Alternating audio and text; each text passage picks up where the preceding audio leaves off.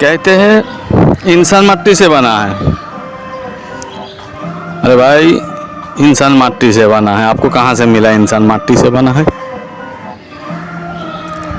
इंसान मट्टी से कैसे बन सकता है? जबकि कहीं भी अभी ये दलील नहीं है, किसी भी धर्म में इस दलील का बात नहीं है। इंसान मट्टी से नहीं बना, इंसान एक बूंद नापाक पानी, एक कतरे पानी, एक कतरे से बना है, जो कतरे माँ बाप से मिला है। इंसान एक कतरा पानी से बना है, जो माँ बाप से मिला है। इंसान मट्टी से नहीं बना, हरगिज नहीं बना। मट्टी से तो आदम को बनाया गया था, जिस बात को जिक्र आता है किताबों में। मैं कोई हिंदू मुसलमान की बात नहीं करता, मैं करता हूँ उस सच्चाई की बात।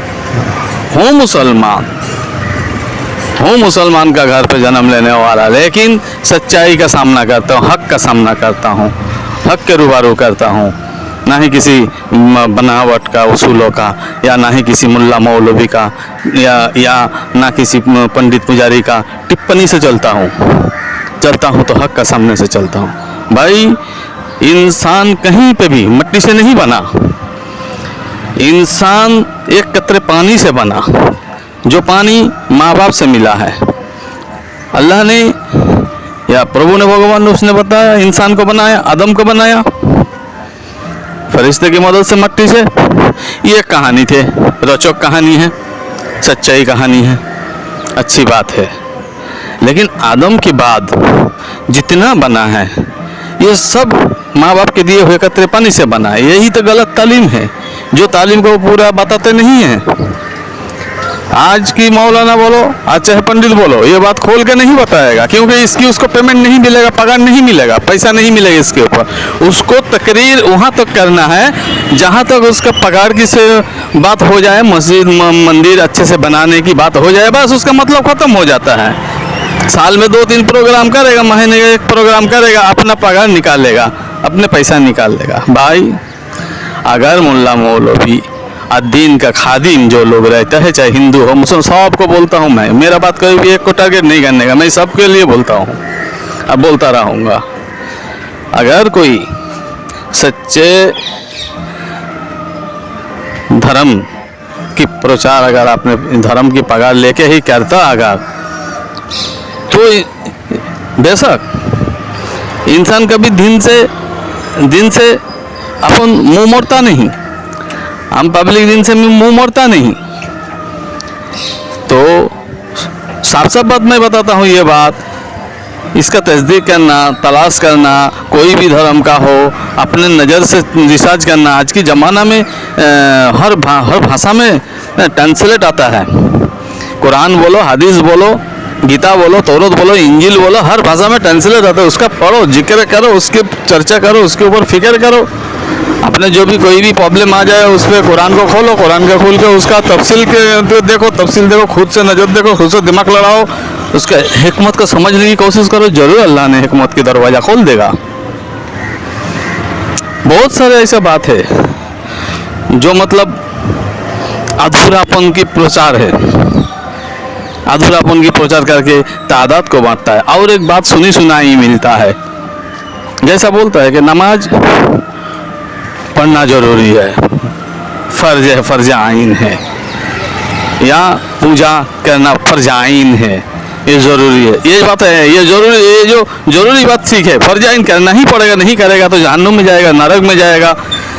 ये जो बात है ना, ये अल्लाह की हक पे बात है, इसके लिए सब लोग हाँ भर देता। अल्लाह ने किसी जगह इसी तरह नहीं बताया, अल्लाह ने किसी तरह, अल्लाह हो भगवान हो, किसी तरह इस तरह बात नहीं करेगा, तुम ये काम नहीं करोगे तो हम तुम्हें जहन्नम देंगे, हम तुम्हें सजा देंगे, हमारे पूजा करना होगा, हमको सजदा करना होगा। ऐसा बात कहीं नहीं बताया, ऐसा बताया होगा कि ये बात काम करो, मैं ये बंदा ने ये काम किया, मैंने इस पर खुश हुआ, या किसी एक पैगंबर, किसी एक देवता की बात लेके उसका वसीला देके बोलेगा उसने ये काम किया था तो मैं इस पे ये बात की पसंद हो गया था मुझे और मैं ये काम बहुत पसंद करता हूँ, आगे बंदा करेगा तो। लेकिन ये नहीं बोलेगा तुम लोग ये नहीं करोगे तो हम तुम्हें सजा देंगे। अगर कोई बात ऐसा रहेगी कि बंदा को करना ज़रूरी है तो बंदा के साथ तो कुछ बना देगा उसके उस काम को। जैसे सांसें लेना ज़रूरी है तो उस नाकों के साथ बांध दिया है, जैसे देखना ज़रूरी है तो दो आँख दे दिया है, जिससे सोचना ज़रूरी है ये सोच बिगड़ चलेगा नहीं तो सोच को दिमाग के साथ जोड़ दिया है, जैसे धड़कन की ज़रूरी है तो उसके साथ दिल के साथ धड़कन को जोड़ दिया है, जैसे खाना का ज़रूरी है तो उसके साथ पेट के साथ भूख को जोड़ दिया है।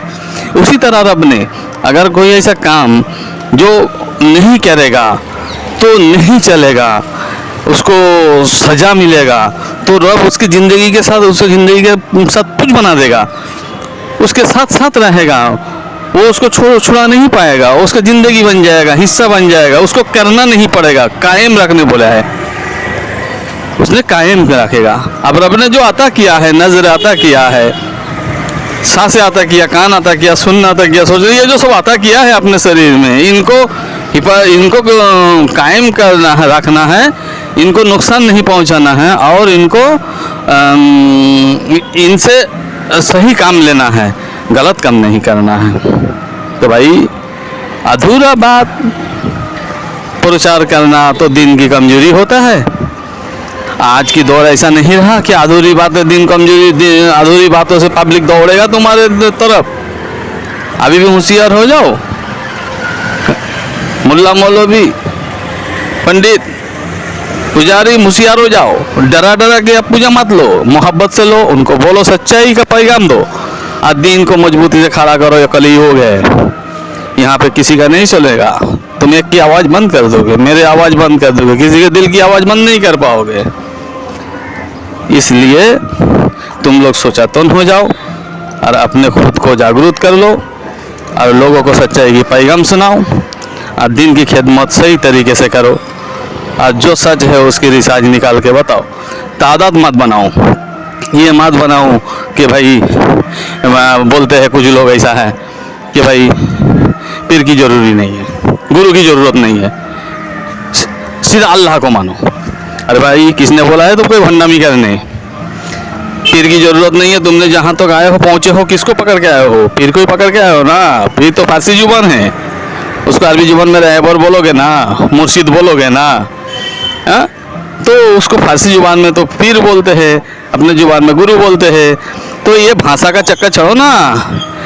हाँ, मुल्ला मौलवी हमको भी बहुत गुमराह बनाए थे, हमने सीखा, जाना, कोशिश की, आगे बढ़ा कि जो पीर है वही ड्राइवर है, वही मुर्शिद है और वही मास्टर है। इस तरह गुमराह बना के पब्लिक को कब तक रखोगे?